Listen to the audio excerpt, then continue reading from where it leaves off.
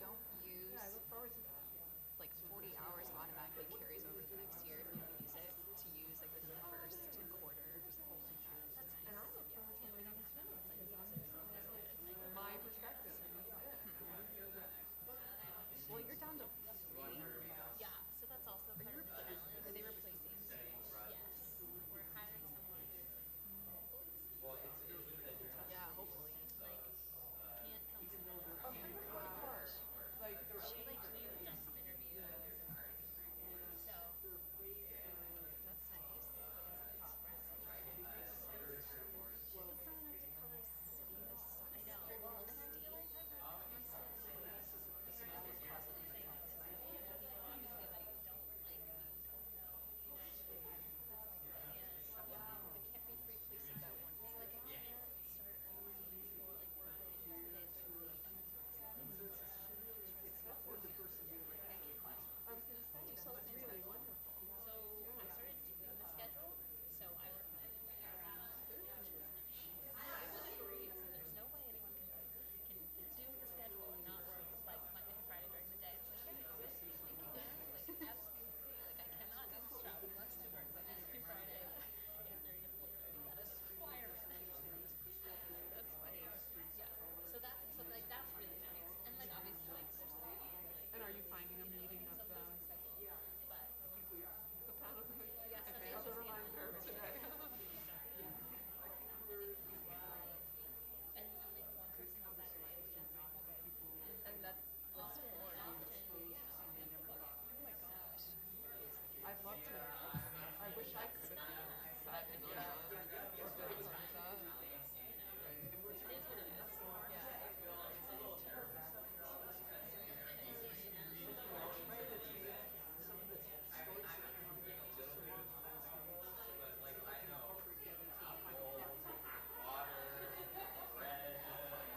Yes.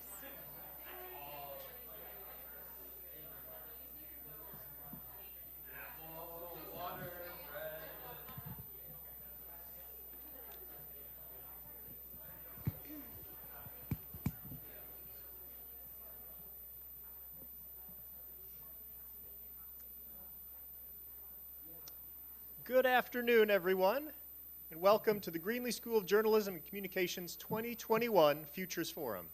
My name is Michael Dahlstrom, and I'm the director of the Greenlee School.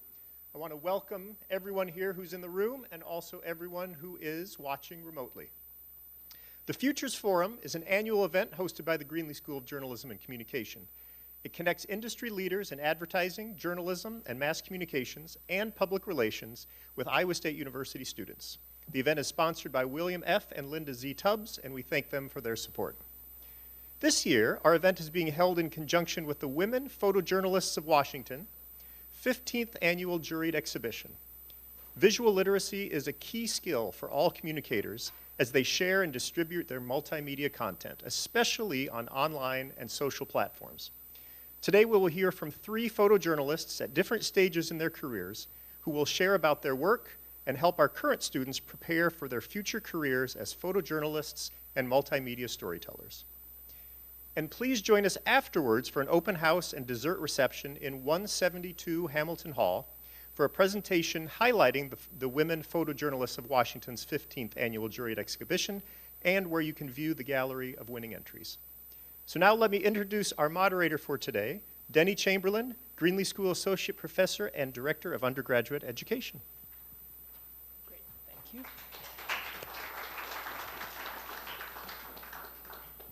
Okay, today I'm hoping that you have a lot of questions that you brought with you. I have some that we can get started with, but before we do that, I'm going to introduce each person with a really short kind of summary of their resume, but then they're going to take over and give you an idea of what their work is and what they do. Okay, our first panelist is Leigh Vogel. And she's a freelance photojournalist based in Washington, D.C., as well as Denver. She's worked for a lot of really high-profile clients, like the Associated Press, Getty, New York Times, and she's also credentialed at the White House and the Capitol Hill.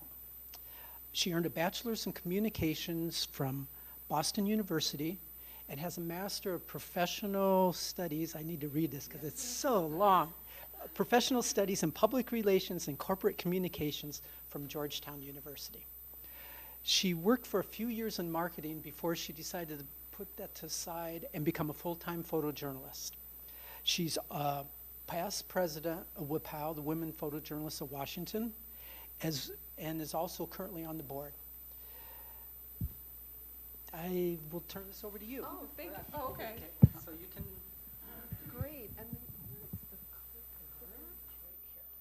Thank you. Great.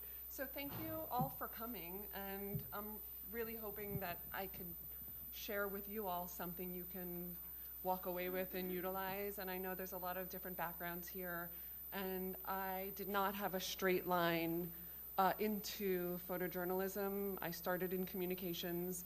I was the editor-in-chief of a luxury lifestyle publication out of Aspen, Colorado, a small stint in real estate. And I sort of, was on the track of magazine work. I always worked on shoots. And I thought someone was supposed to tell me that I was supposed to be a photographer, even though that's always what I wanted. And I had pictures all over my walls. I worked in fashion for a little while. And then I realized that I was the one that was supposed to take the initiative and pick up the camera and took everything I knew and what I was passionate about and turn it into my full-time, and turn it into my full-time career. So I put together some slides, and thank you all for having me here. And I'm here as a result of Women Photojournalists of Washington. And I was president for 2 years, and I'm now a member. And also Sony is a sponsor, and I do shoot with Sony. So I'm just going to take you through these slides. Here's just the mission statement for Women Photojournalists of Washington. And I found it very important to network as much as possible and find a group of people or one person that can support you no matter how mainstream or not mainstream your work or your goals are. So I just want to emphasize that because, like I said, I did not have a straight line into this career. So I've put together images from politics, fashion, and nonprofit. And there's backstories to each of these images, but if you see these and there are any questions that you have for later, please don't hesitate to ask me, whether it's about shooting itself or anything. I just want to be here to answer your questions. I'll run through this quickly. January 6th. This was for New York Times regarding gun control. And this was recently the Women's March. And this is Black Lives Matter Plaza in DC, where I was pointed out because I thought I was there at the directive of Trump to inform what they were doing and turn people in. And that was an experience in itself, if anyone wants to talk about that. And this was an impeachment event on Capitol Hill. And I realized sometimes, you're faced with blockades. And instead of waiting to shoot, I decided just keep shooting. And these are all images from either within or around the US Capitol in DC. And these are the names of people who've been shot this was during a gun control event. And this was when the perimeter was constructed around the US Capitol right after January 6th. And there was a base where the military sort of hung out throughout the day. So, and it became somewhat normalized, but it wasn't normal at all in retrospect. Same topic. And this was my last shoot before coming here a couple of days ago when Biden was speaking about the infrastructure deal that was signed yesterday. Inauguration. And then the last state dinner at the Obama administration. And I included this simply because it made me so happy to look at it. Yeah. And then I thought this was just one of the, no matter how posed events are, we were just talking about this, all looking for just this one moment of, a private moment that's not scripted. And And this was about a week and a half ago at Colin Powell's funeral at the National Cathedral. And I included this, if anyone wants to touch on the topic of what it takes to get a photo, because I had to climb and carry 400, 300, and there was a lot to get to this position. Inauguration, and yeah, body language. And press pool. I included this just to show you all what it might feel like to get a shot amongst everyone. And then what the energy was in the Oval Office around Trump. And just yet another mood shot. And this is during Black Lives Matter protests when the White House would shut the lights at night, so people didn't really have a strong visual, and they did that for security purposes. So that's the flag above the White House. And then I included some fashion images from New York Fashion Week because I'm just love it and passionate about shooting there. And just once I thought, just we're a little off, you know, the norm. And the next few images are from the country of Lesotho, which is surrounded by South Africa. And I went there for myself to photograph for an orphanage there, to allow them to utilize the images for fundraising purposes.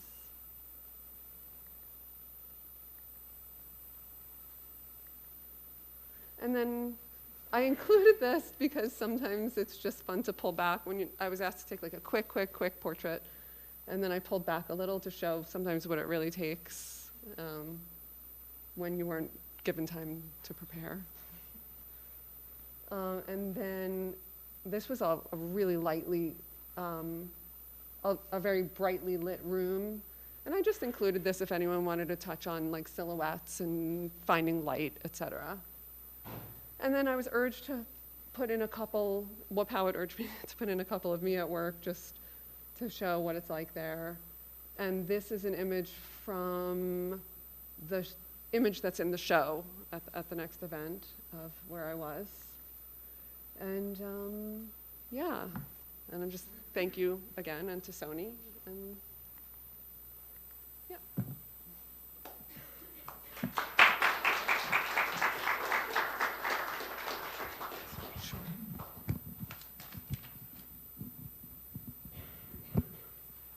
Okay, our next panelist is Emily Kestel.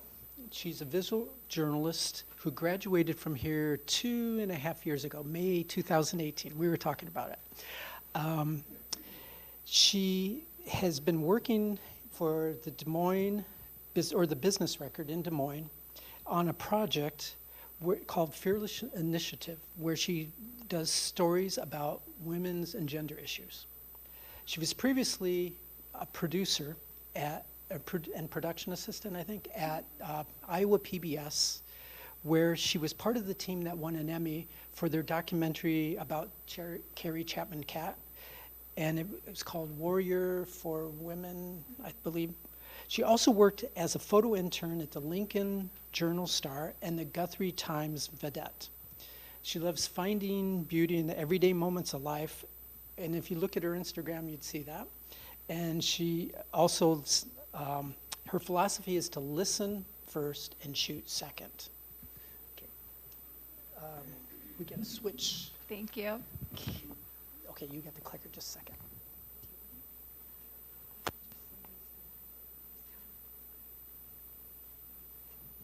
Okay. Is this good? Can people hear me? Thank you, Denny, and thank you everyone for coming. It's really great to be back here. My name is Emily Kestel, and I use the pronouns she, her, and hers.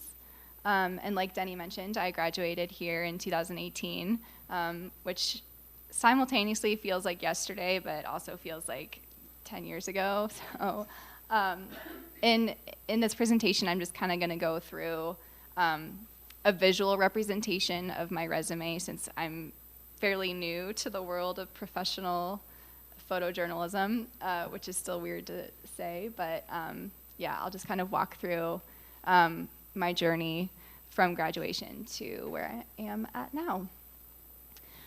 So this was my very first photo in the Daily. It actually published, I took this photo out of my dorm window on the 8th floor of Willow Hall,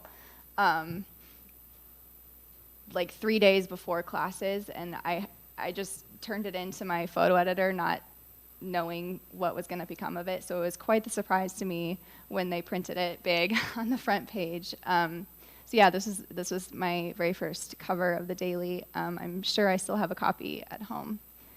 I was really fortunate to come on to the Daily right before the thick of caucus season, so I was really lucky to get to photograph so many presidential candidates. I also had the unique experience of having then candidate Donald Trump look directly at me before disparaging the media. That was really fun.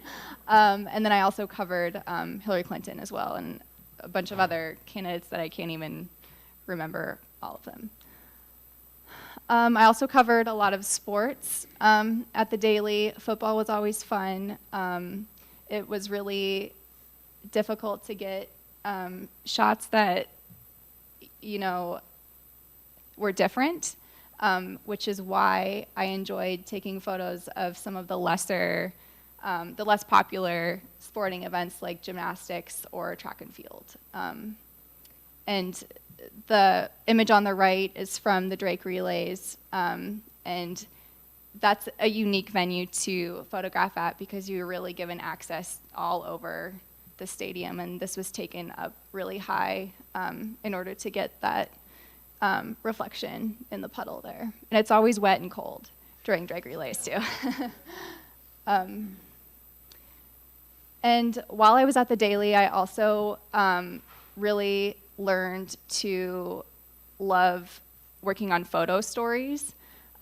These were two of some of the first ones that I did. One was I followed around former President Leigh for a day. That was really interesting. We went with him to pick up his dry cleaning and everything. I don't think that made it into the story, but it was an interesting assignment. And then the one on the right is just is one that I did. I think I may have done it for a class actually, and then it ended up running in the Daily. But it followed food that's grown out at the Horticulture Research Station up in North Ames and how it's prepared for consumption here on campus. And then I also kind of weaseled my way into being on the disability beat at the Daily. I really enjoyed meeting some students on campus that were part of the Alliance for Disability Awareness, and they graciously let me into their lives and shared their perspectives and their stories in hopes that people understood their experiences. And this is kind of when I started to enjoy writing, and yeah, so that was a pretty important turning point in my career, I guess. This was a photo illustration from a series that I worked on with another reporter at the Daily about DACA. These are 3 Iowa State students, Andrea, Hugo, and Jair, and they were all undocumented and part of the Dreamers program. And we worked on this story after news came out that Trump was gonna try and get rid of the program. So we really wanted to localize this national conversation right here on campus. And then this is a story that I did for Denny's, for an independent study I did for Denny's class on, I think it was initially the cost of going to college was the topic. Yeah, yeah, but it evolved. And this is a family Joy and BJ both went to college and ended up having over $100,000 in student loan debt, and they had to push paying that off because they had 3 kids, 2 of which are twin boys, and they both have Down syndrome, and a couple other medical issues. So their money is spent elsewhere, and I kind of just spent a day with them just to see what their life looked like. And Denny helped me put together a bigger photo story on that. These are just some of the photos. And after, this was for my $4.99 internship, I went to the Guthrie County Times. I would highly recommend considering an internship in local news because you really do get to cover everything. I covered a lot of high school sports. This was a couple days into my internship. There was a big house fire overnight that ended up actually killing 2 girls. I wasn't on scene when there was still a blaze, but I showed up the morning after, and yeah, and this was the scene of it. A lot of community events are in local journalism, and this was a leukemia patient who was shaving her mom's head to raise money. And in typical Iowa journalism, this was a ride throughout the county, like 500 tractors literally just trucking through town. So you really do cover everything in local journalism. And then after graduation, I had a 6-month internship at the Lincoln Journal-Star in Nebraska. I also covered a lot of sports there too. Football is a very big deal in Nebraska. But actually, I really enjoyed covering volleyball a lot because you got to move around more. You weren't tied to the end zones, and you didn't have to run around following the ball. You could get up really high and shoot down and get the nice, clean background. And this is probably my favorite basketball picture that I've ever shot ever, just because of the height difference. I also really enjoyed covering high school sports because I got the opportunity to kind of look for different angles and different perspectives on them. After you get the money shot, you can kind of wander around and look for different shots. I also worked on a photo story there about, this is a firefighter who developed PTSD after a horrible fire where a kid died, and he ended up having to get a therapy dog. And I don't remember the exact timeline of events, but he was eventually let go from the fire department, and there was some kind of legal battle, but I kind of took interest in this and thought that there was a bigger story there to be illustrated about how his therapy dog helps him throughout his day. And then I also, I had several different stints at Iowa PBS. A lot of what I did was a production assistant, so I would be that person to make sure that the talent is shaded, and I also took a lot of behind-the-scenes photos. Iowa PBS always covers the fair big time, so I spent a lot of hours at the fair. This photo went semi-viral on Twitter, and the PETA folks got involved, and didn't really end well, but I thought it was a good photo. So, I also got to cover a lot of politics at Iowa PBS. They would come in for the show Iowa Press, and I got to be on set and take photos there, and this was during COVID, so they had like plexiglass partitions up, and it made for some really cool reflections. And then my biggest project that I worked on at Iowa PBS was helping out with a documentary about Carrie Chapman Catt and the women's suffrage movement. I kind of focused my efforts on doing some digital shorts that we would post on our website specifically about Iowa, So I did a lot of research on the Iowa women's suffrage movement, and we ended up winning an Emmy, and that was really exciting. And then from there, I'm where I'm at now at the Business Record and DSM Magazine. A lot of what I do now is portraits. These are 2 portraits that I shot for a COVID spread that we did. The woman on the left is the director of Meals on Wheels in Des Moines, and then the one on the right is an emergency room director at Mercy. And then this was one of my first assignments at the Business Record. I came on 9 days before COVID and just kind of stuck around. And this is just a series of what Des Moines skywalks and streets looked like after everything was shut down. And now most of my energy and efforts is focused on our Fearless initiative, which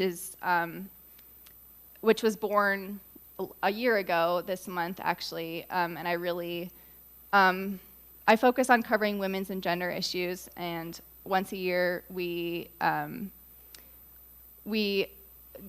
a bunch of people who have really incredible stories to share about a time that they were fearless, and these are just 4 of them. And Joe, you might recognize on the left, they graduated last year, I believe, from here. So, yeah, thank you so much.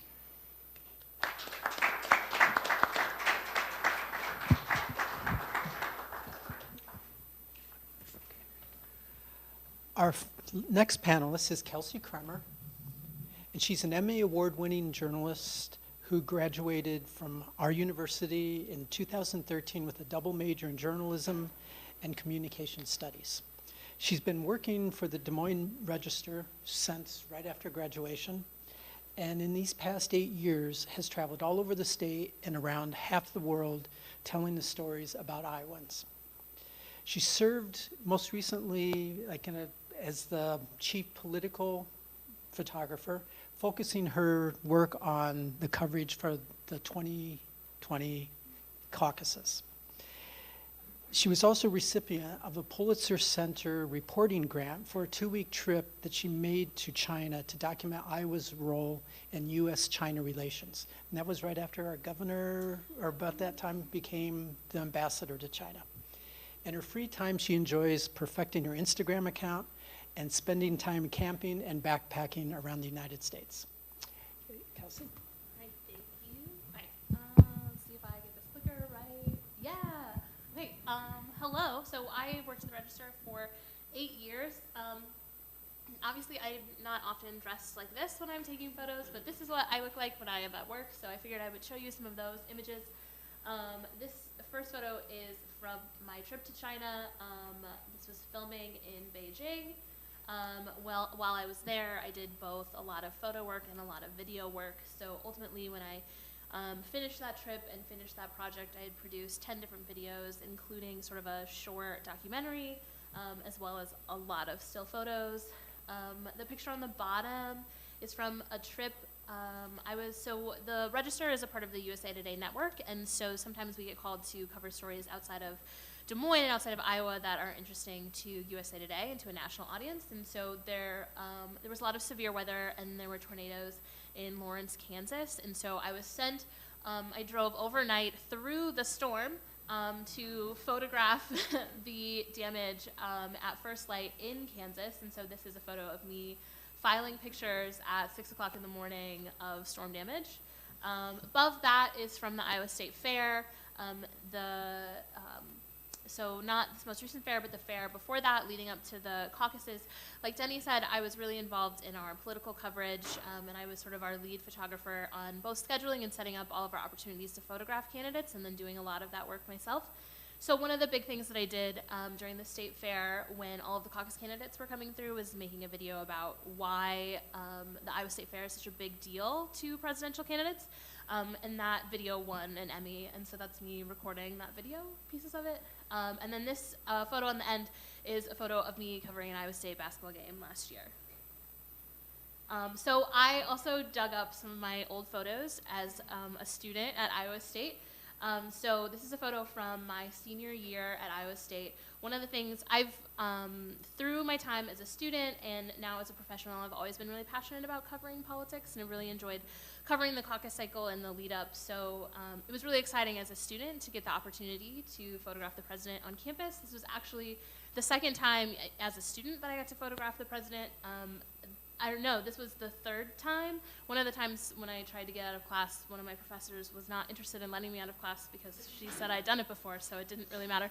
That was a communication studies class, not a journalism class, but so this was the photo. This is the photo that I took as a student, and this is another photo that I took the caucus cycle while I was in college, covering Mitt Romney. And then I wanted to share some of my caucus work now. So working at the Des Moines Register, I covered every candidate that actively campaigned in Iowa. So this is Cory Booker. Joe Biden, this is also here in Ames. This photo was taken on this floor, but I don't remember which room. I really like this photo except for the man in the back corner. His name is Kevin. I even know him, just staring at me. It makes me really sad. Otherwise, I really like this photo. This was Donald Trump in Iowa. He spoke at Drake like a week before the impeachment hearings, and so this image was the image that USA Today used to lead their coverage on the day that they got the results of the impeachment vote. So that was pretty cool. This is also from that rally. So on this day, I got to be a part of the traveling press pool. So when they arrived at the Des Moines airport, I went to the airport and joined the motorcade there, and then followed them through that process.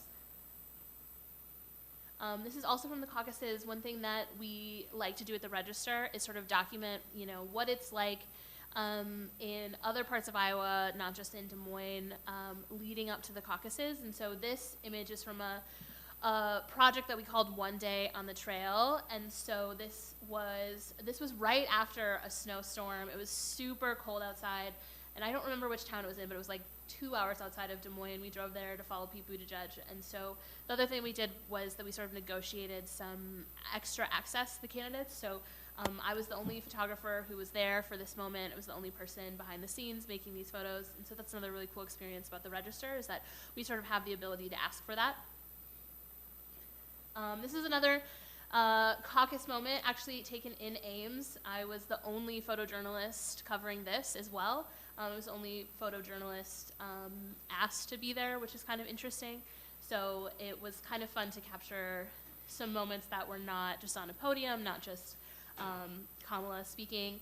I photographed her speaking event before this. It was in the Sheeman building, and I actually didn't like any of my photos from that, but the photos from this dinner were really nice. I also have spent a lot of time covering our governor, Kim Reynolds.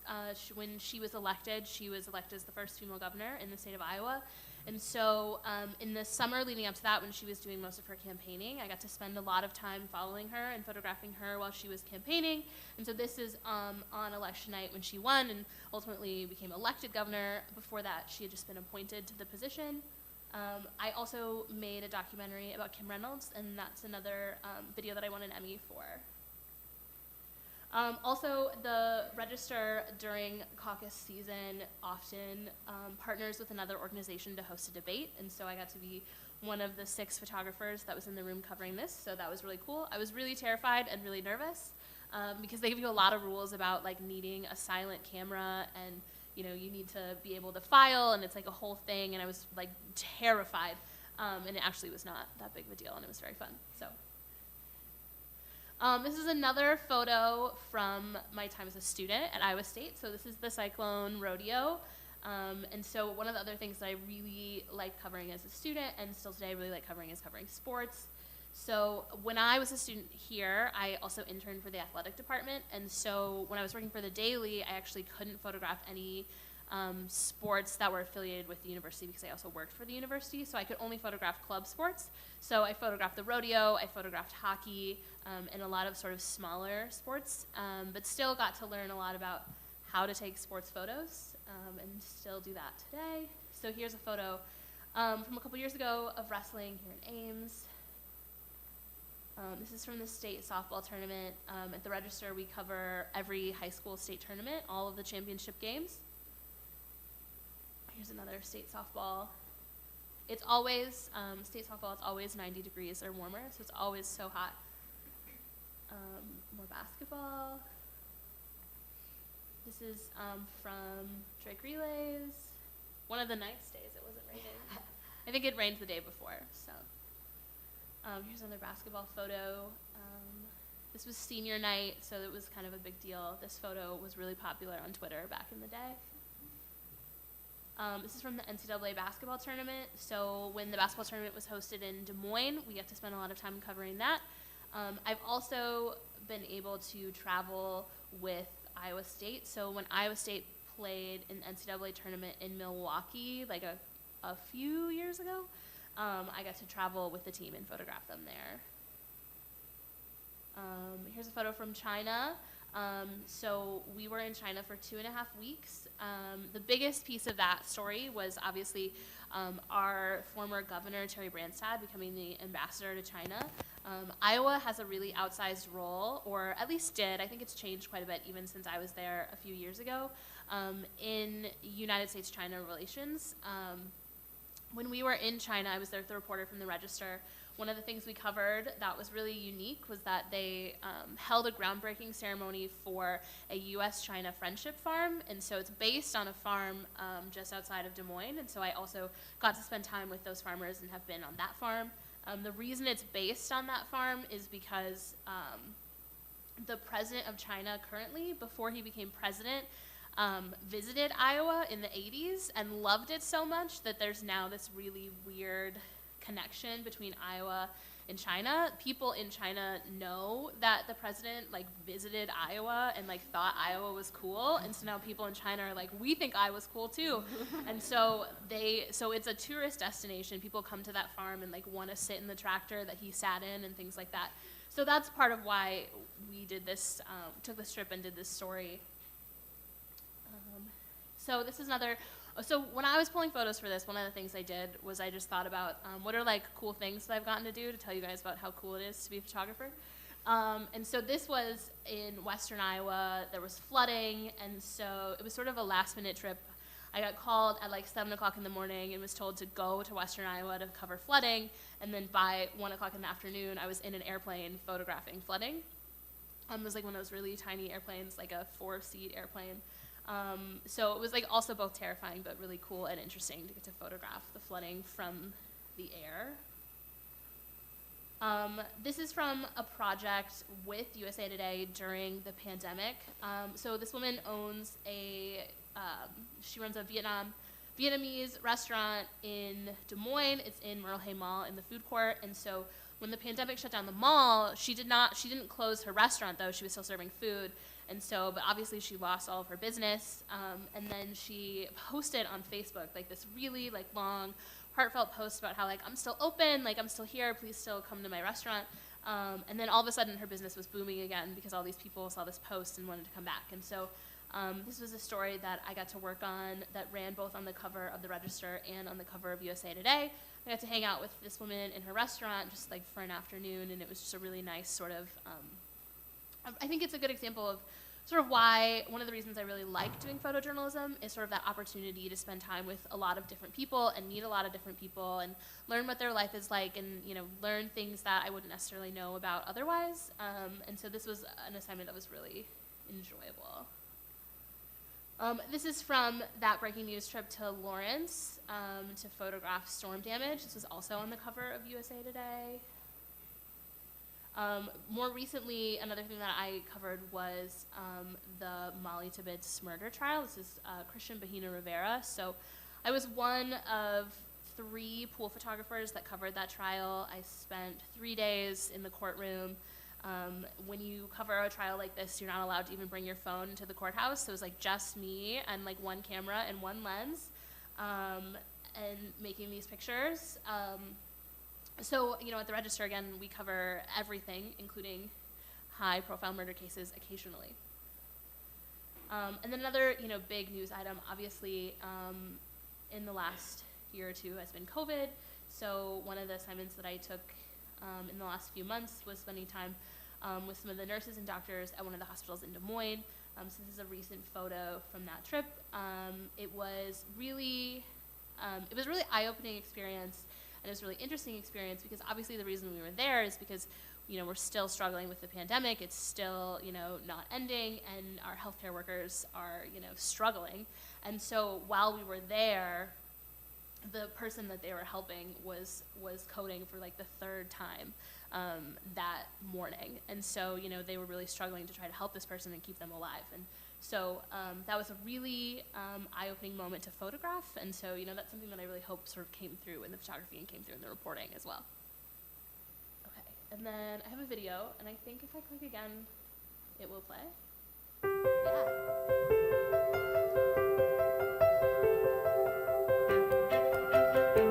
Someone once told me that if you looked up at the stars for at least 10 minutes, you'd always see something. Reality is my roots are right here in Des Moines. And so you know, my grandmother was born and raised in this city.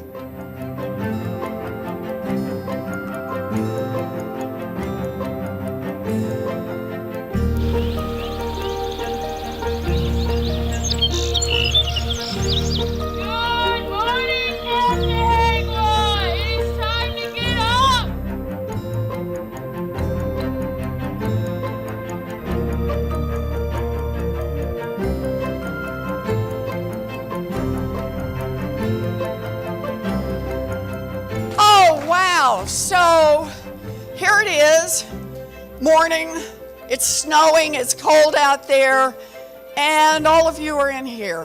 Fabulous, I love it, thank you, thank you. So I wanted to include a video because video is a really big part of what I do as well. So this is just sort of like a little bit of a highlight reel of some of my recent work and then also some older work. The summer camp stuff is also from an Emmy award-winning video. The political stuff is from the last caucus cycle. The state fair stuff is also from that Emmy video that I mentioned. And then obviously some of the drone work. So another thing that I've been able to do while working at the Register is get my license to fly a drone. And so at the Register, we need to have 2 photographers that are licensed and trained. And right now, we only have myself. So I don't get to fly the drone currently, but those shots from Jack Trice are the last and most recent assignment that I've done with the drone. So.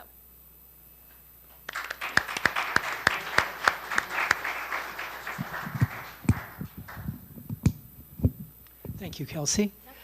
I want to start with kind of a really general question because we're going to go in maybe more detail because one thing you said about you're doing video I thought we should talk about too.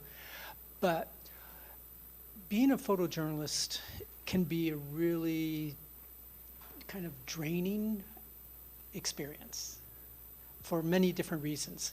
It takes a lot of dedication, a lot of energy. Why do you do what you do? What drives you as a visual journalist? And this is for all 3 of you. I can go first, I guess. I think it's just because I'm a very naturally curious person. And so photojournalism, just I get paid to be curious and I get paid to be nosy. And I just really like seeing how the world works. And I don't know, I definitely consider myself as a detail-oriented person. And that's something that a lot of people throw on their resumes. And I'm not really sure if they know what that means necessarily. But for me, I really, like when I walk into a room, I zoom in on certain details that other people might overlook. And I just like showing people bits of the world that they might miss otherwise. Yeah, I think one of the reasons that I remain so passionate about photojournalism is because I really appreciate the power of photography and the power of this profession that we have to show people things that they wouldn't be able to see otherwise, to show people you know, a new perspective, a different take, a different view of the world, and to show them, you know, events and activities and people and just things that they wouldn't see otherwise. You know, we get to go to a lot of interesting interesting places in a lot of different places that, we can't, it'd be great if everyone could do that, but they can't. And so we get to take people along with our photography. Yeah, and for me, I really believe in the power of imagery, and I think it's the one place in the world. I tend to be a little bit of an introvert, and I think it's the one place that I'm really in my own head, and no matter how many people are around me, and really hope I can capture one thing that, moves someone or tells a story, and like no matter where you are or where I am with a camera in hand, I feel like I can represent what I'm thinking and what I'm seeing through images. I hope that makes sense. Sure. I also have a question. We have 3 majors in our school, and so this group is made up of some advertising students, journalism students, and PR students. Is visual storytelling, does it apply, and to what degree would it apply to those 3 different areas? Because, some of these people maybe want to be visual storytellers, but not necessarily journalists. So what kind of advice would you give them about how you can best use your interest in visual storytelling in those 3 different areas?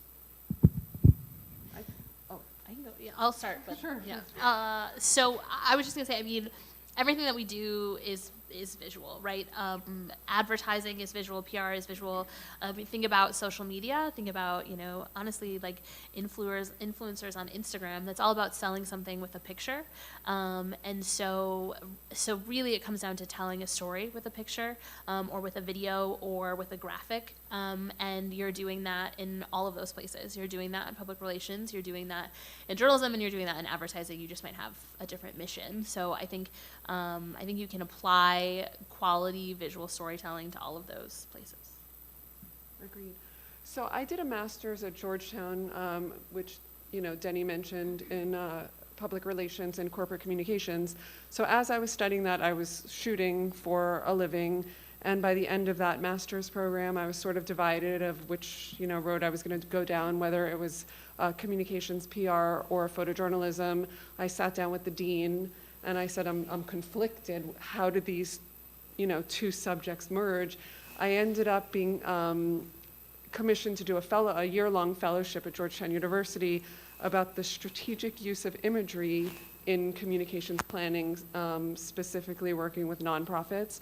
So I did a year-long study with various nonprofits in the DC area about how they use imagery, and a lot of the organizations and nonprofits really wanted to use imagery and they didn't know how, so I developed a guide with Georgetown in conjunction with these organizations to help them whether they wanted to shoot, or how to work with a photojournalist, how to commission someone, how to create an image database.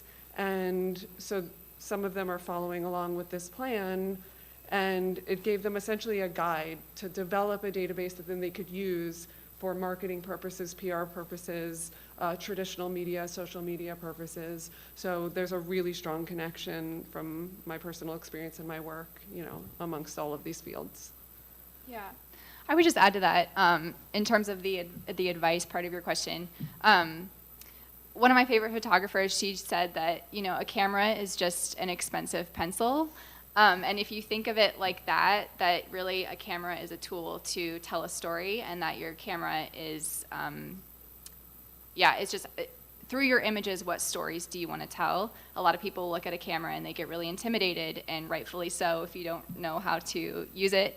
But yeah, if you just think of your camera as a tool to use to tell stories, I think that might be a better jumping off point than just being intimidated by a really expensive piece of equipment. Okay, thank you. I also have another question. We tell students that they need to be able to do a little bit of everything.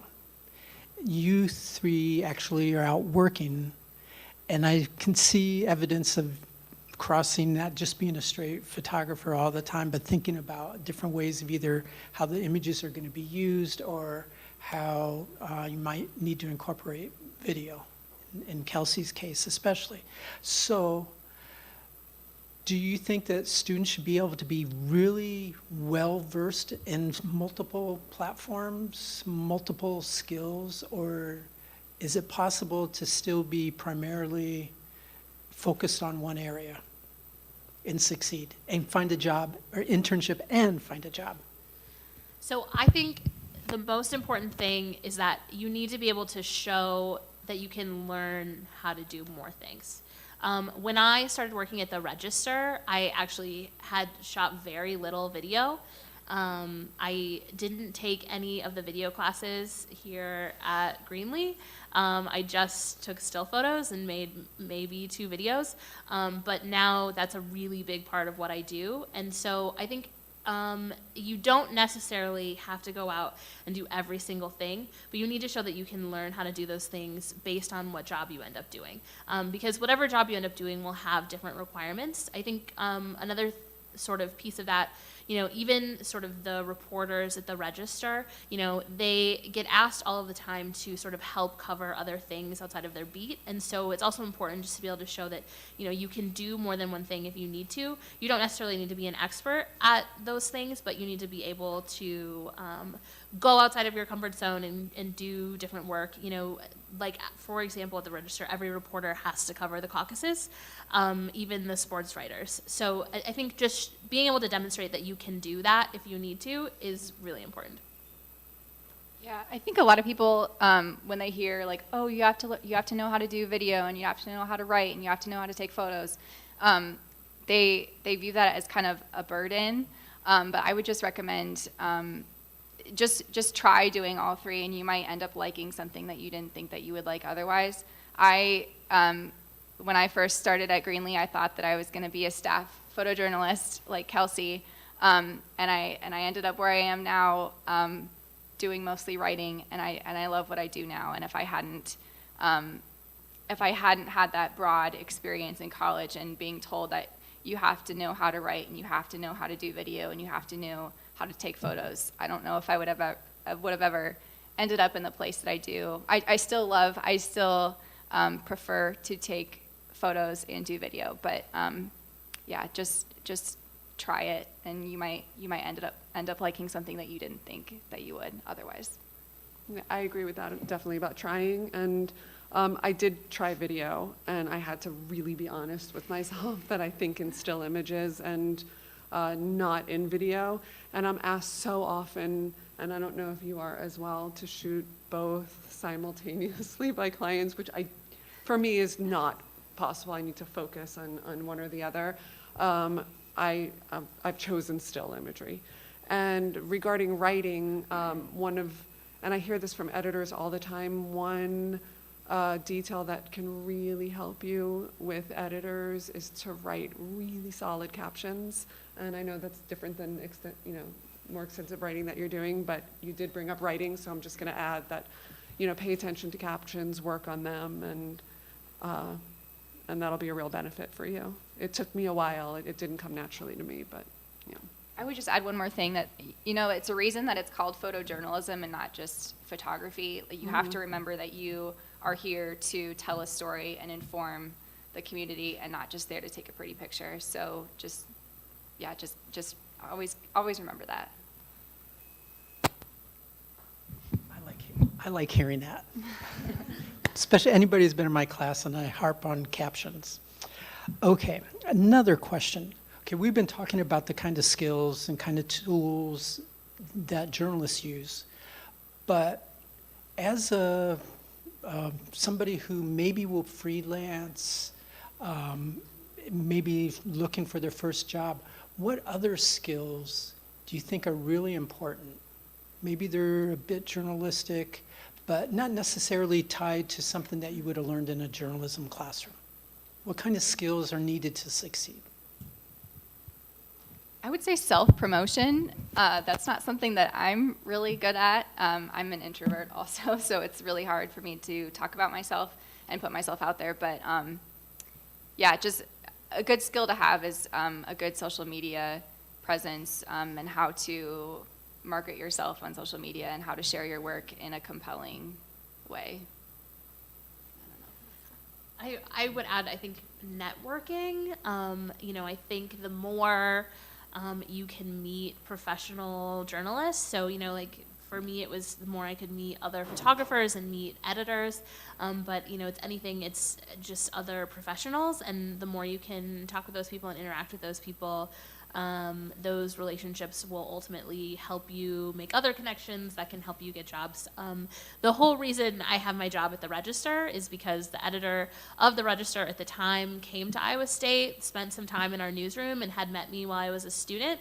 And then they knew who I was. That's the reason I got, the reason I got my job was because I took the time to meet that person. So I think networking and meeting as many people as you can. Yeah, I agree with that, networking, because you never know when someone needs a photo, or someone's out, or someone's on another assignment. And I've seen new people break into the field. I see it like month after month in DC that someone just finishes school and they are just showing up at every event and shooting and covering and putting it out on social media. And eventually the editors do notice and they do get assignments and it does work. And also to be honest with yourself about what you're passionate about and what, I don't want to use the generic term, your point of view, but if you really are passionate about something and you do have a point of view, to also follow that and be honest about it and put it out there, and you will be seen and you will be heard.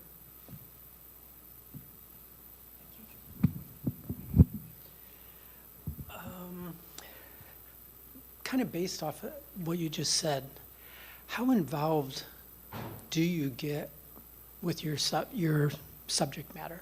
I mean, journalists, for a long time we taught that you have to be totally objective, but it's also pretty, we got to admit that it's hard to be objective because we have our own lives too. So how do you balance those two between what you feel is important and trying to be objective at the same time? Covering your subjects, and how do you become like really invested in subject matter and topics? I think one of the best pieces of advice I was given as a student was to do stories that I'm passionate about. When I look through the work that I've done, and I look through the work that's been the most impactful, or the work that I feel like is some of my strongest, best, most interesting work, it's all stuff that I'm passionate about. And so, even working for a daily newspaper, I'm able to sort of find those topics that I'm passionate about. So, it was a passion project for me to make a story about my summer camp that was closing, which is obviously something that I have an opinion about. It's not an objective story. But, it's a story that a lot of other people could connect with. And it was a story that I'm really proud of. And then, there are also stories that, you report out, and for one reason or another, it means something to you. And, I think those are the spaces where you can really, it makes it easier to give a lot of yourself to that story because you're passionate about it, and that just makes it better. And then that makes your other work better too because you're excited about it and you're proud of it. Yeah, and this brings to mind, there's, a topic that I don't know if you have all discussed it, but there's a fine line between, bordering on activism and photojournalism, and we're all really passionate about certain topics. And in my own time, I've used my, photojournalism skills for certain topics that I'm passionate about, which essentially is animal rights and welfare. So can you repeat the question again so I'm sure I'm actually answering it? How do you try to remain totally objective? There's right. a subject that you're passionate about. Right. Do you just invest yourself and let your point of view come through Yeah, I mean, really strongly? Right. I mean, we abide by, photojournalism standards, so we can't really interject our personal views. So we try to document, or I try to document and let the story tell itself. But it is hard, and you do want to go home and scream during an event, and you can't believe what you're seeing or can't believe what you're hearing, and you use all of that energy so that your work speaks to what's actually happening. So you're kind of funneling your energy. Yeah. Yeah, I think some people think of objectivity as being like, you have to be totally removed from the story. You can't have any sort of emotional reaction whatsoever to what you're covering. And I don't think that's true. You can be a good journalist and you don't have to be cold towards someone or towards a subject. You can be compassionate and you can be empathetic towards someone. I think that's really important now, especially with the distrust in journalists. But,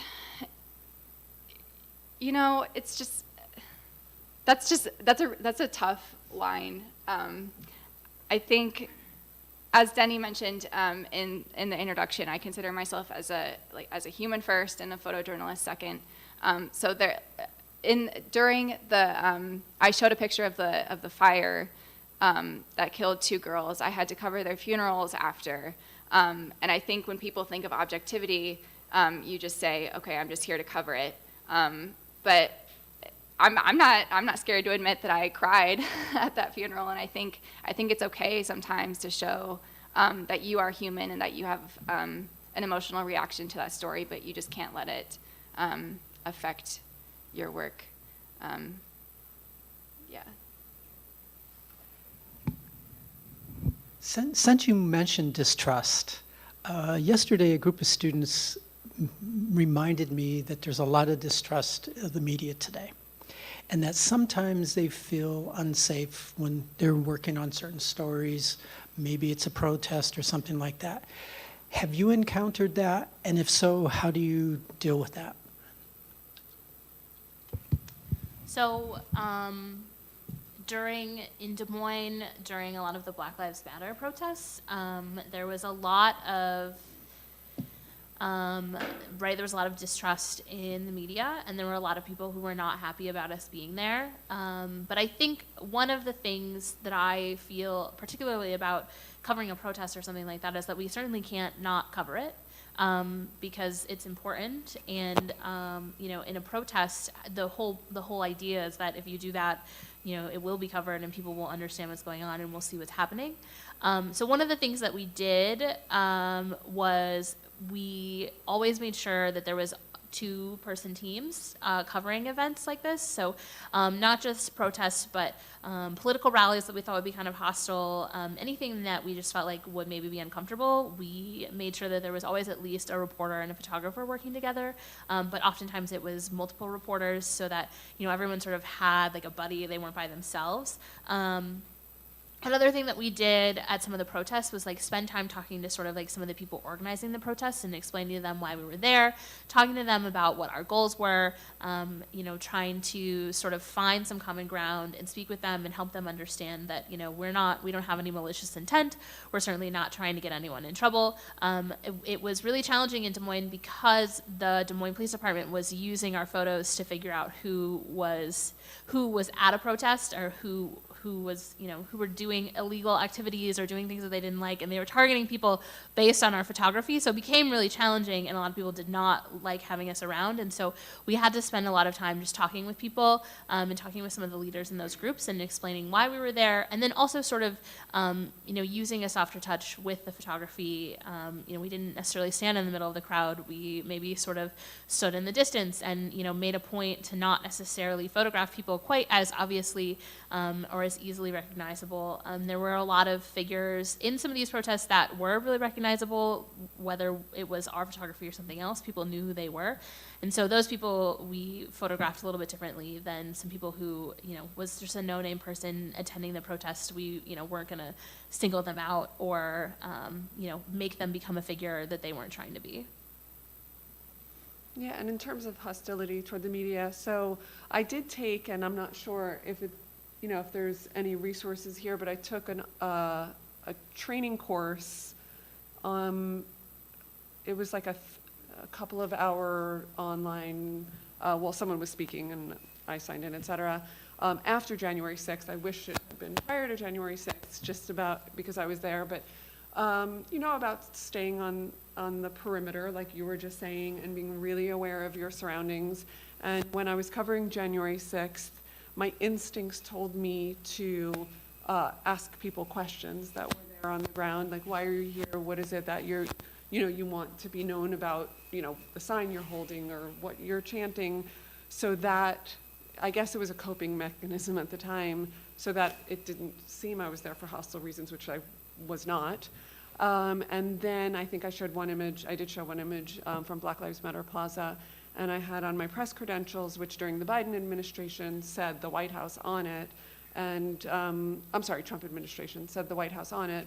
And so the people at Black Lives Matter Plaza assumed and then said it over a loudspeaker that I was there to report to Trump about what they were doing. And it wasn't a pretty scene, and I had to take a deep breath and figure out in that moment how I was gonna essentially address an entire crowd that was videoing me. Like, I thought I was gonna go viral, and I was miserable about it, and I was picturing it happening like in real time. And all I could really say was, you see my badge, you see my name, you can see what I do, please just look for yourself. And there's ways you can plan, and then ways in the moment that you can remain calm while being professional, because it can get hostile and uncomfortable, and hopefully you'll prepare in whatever field, whichever arena you're going into. Yeah. In my work at the Business Record, I don't do a whole lot of protest coverage anymore, so I haven't necessarily been in that kind of hostile situation. A lot of the work that I do now is enterprise reporting, and that's where I go out and reach out to people instead of having events happen and I go to them. And sometimes I'll reach out to people, particularly people in underrepresented communities, and they, rightfully so, might have some distrust in the media or in the news about how they've been represented in the past. And usually, if that's the case, I'll try to meet with them ahead of time. I won't bring my camera, I won't bring my reporter's notebook, and I just kind of have a casual conversation with them and hear their concerns, and just kind of tell them where I'm coming from and tell them what I plan on doing, and kind of the boundaries, and just kind of having that initial conversation with them to kind of build up that trust with them. Thank you. I would like to open this up, though, because I see that we are getting close to the end. We have a microphone up there that if you have questions, like for people to not be shy and ask a question.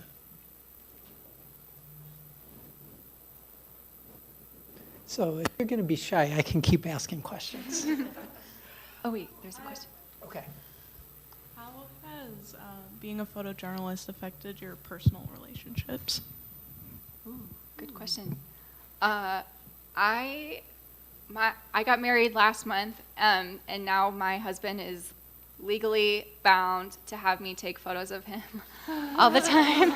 I'm known to always take silhouette shots of him in a sunset. A lot of I'm known as just like the photo friend. Like, people, I always take photos of my friends, and then the photos that they take of me are garbage. But that's just kind of how it works as a photojournalist. So that's a really good question. I think a lot of people, sometimes they'll get annoyed that I stop and take photos of every single thing, but they're used to it by now. For me, I'm in the freelance world, and I travel a ton, and it's really non-traditional, and there were years where I loved it, just from one city to the next, from one country to the next, and then it can get a little fatiguing and a little wearing, and you're not quite as accountable as you want to be to being somewhere that you said you'd be, and on the personal side. But I try to balance it. So that's how it's affected my personal life. Yeah, I would say that one of the biggest challenges is sort of the schedule. You know, I mean, one of the examples I was telling you guys about was when I had to go to Kansas overnight to cover storm damage. I was on a date and had to bail. And so, you know, I think a lot of my close friends, you know, understand that about my life, like understand that like I could get a phone call and have to go. That doesn't happen a ton anymore, but that still happens. Or, you know, I have to work late, or I have to go out of town for a few days. And so that is, you know, it takes some work to sort of manage that. And I think with all of my really close friends, they at this point know that about me. And I try to just be a good communicator, you know, to my friends and to my family about like when I'm going to be somewhere, or if I can't be somewhere, as soon as I know if I can't be there. The benefit of my job is that anytime I am in a city in Iowa that's near one of my friends, I also have, you know, the ability to go and see, you know, like if I'm working like within an hour radius of my grandparents, like I'll go see them when I'm done with an assignment. So so there are some benefits in that respect too, that it gets me to other parts of the state where I get to see people every once in a while, but it is just, you know, you just have to balance it. Yeah, I think it's also really important to point out that if you're looking into going into a photo internship at a newspaper, you'll likely have a schedule that is not great. When I worked in Lincoln, my schedule was working either 11 to 7 or 1 to 10. And I had Tuesdays and Wednesdays off, so I worked Thursday through Monday. And I lived all by myself in Lincoln, and I didn't have any of my family there. I didn't know anyone else there. And then, of course, it was on a Tuesday and Wednesday, so nothing is really going on in town.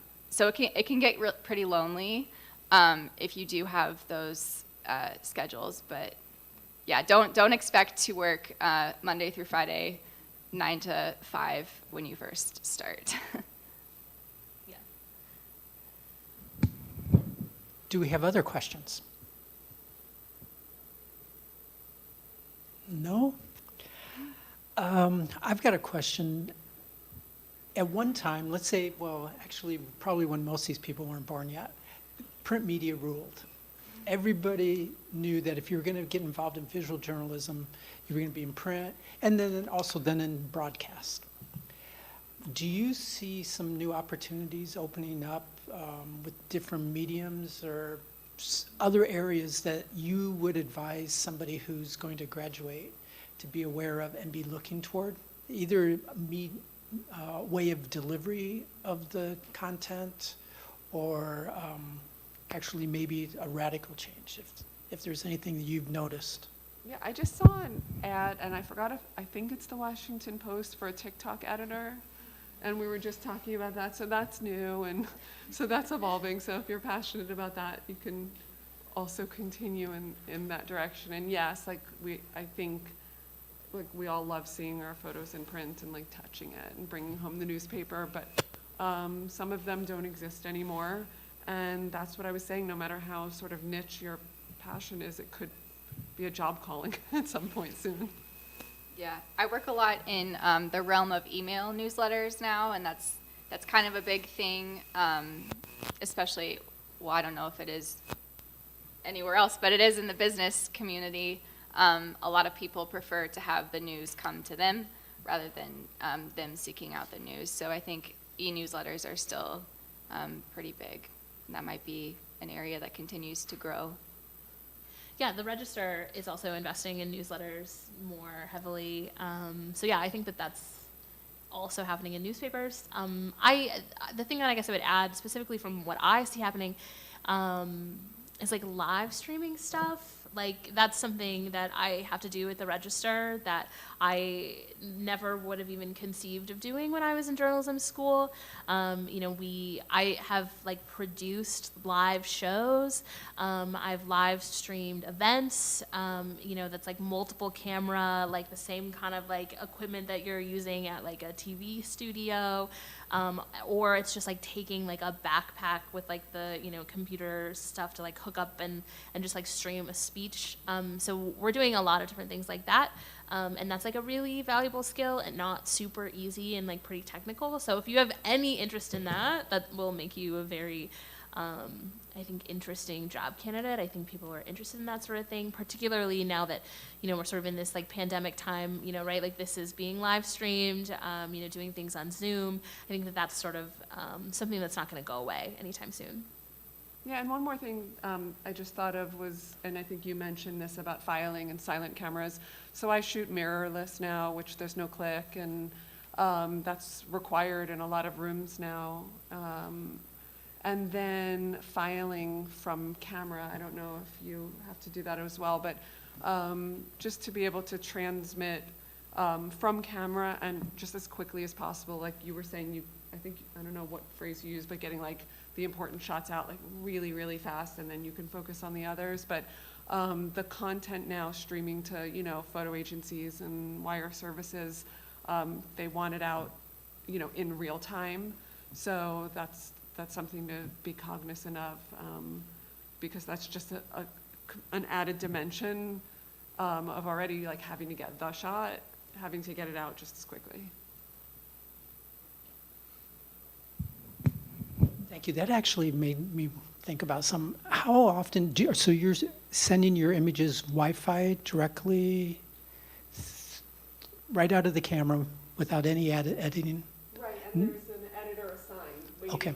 for your images. They go, to an FTP server, and there's someone assigned to then quickly, however that person edits, then quickly get it out. And I did have one instance where it was mismanaged, and what came out of camera went on the wire, and there was, it wasn't a pleasant situation for me, but you just have to. Oh, that's okay. You have to just, know who you're working with, and then trust that, that second portion is going to be done with as much care as you take when shooting. And that goes for any job in any, career field, that you want to team up with people that you trust and that have your back. So did they fix your exposures? I never literally said, what are you doing to the images? But, there are parameters in photojournalism. No, I'm assuming you don't need your exposure specs. Oh, you never know. There could be a change in light, and you never know. But, you try the best you can, but, to not have to really do post-production. But, it's done a little bit, and then it's sent out on the wire, and you want things to be, tight and, cropped and, how you want it seen when published. Okay, any other questions? Because I think we have hit the time. Okay. All right, so a lot of the people in this room and the people watching remotely have some interest in following your footsteps or in the paths you've trod. So what is one thing that you would tell the people in this room that they should do this month to progress along this path and make them closer to their career aspirations? I would say introduce yourself to someone that you want to work with, but before you do it, have a plan of what it is you want that conversation to lead to, and really be prepared for it, and not just what you want, but know what that person does as well, whether it's an editor or whomever that person may be, and whatever that person's role is, to research that person's organization, and be prepared to make a new contact, because you will see people along the way year after year. I would say make it a point to follow, if you want to go into photojournalism, follow photojournalists on social media. If you want to go into a different field, follow professionals in your field so you can see the work that they're doing, and be inspired by that. Yeah, I was going to say essentially the same thing. Find an editor, a photographer, a newspaper, a magazine, a creative agency that you want to work at, and reach out to someone there, ask them questions. I think as a student, you're in a really good position. You have this, opportunity to say, hey, like, I'm a journalism student. I want to learn from you, or I want to do this kind of work. Because you're a student, that's a question that you can ask, and it's not weird. But though I've also done this as a professional, I've applied for jobs or been on interviews, and then if I didn't get the job or I didn't, get the result that I was hoping, I will sometimes follow up with that editor or that photographer and be like, hey, like, what did you like? What didn't you like? And, what can I do to improve in the future? And usually people are really willing to talk to you. And if you aren't already involved in a student publication on campus, get involved and say yes to assignments and seek out assignments on your own too. Yeah, no, absolutely. Like work for, do more than just your classwork. Work for the paper or a magazine or an agency on campus, get internships. I certainly did not get my job because of any work that I did in any of my classes. Not even in Denny's class. That's not the reason I got my job. It's because I worked at the paper and because I had internships. Okay, well, thank you very much. I'm hoping that a lot of you are going to follow us over to Hamilton Hall for the presentation and opening of the POW exhibit. It will start about 15 minutes, about 20 minutes from now. So thank you very much and hope to see you in about 20 minutes. Thank you.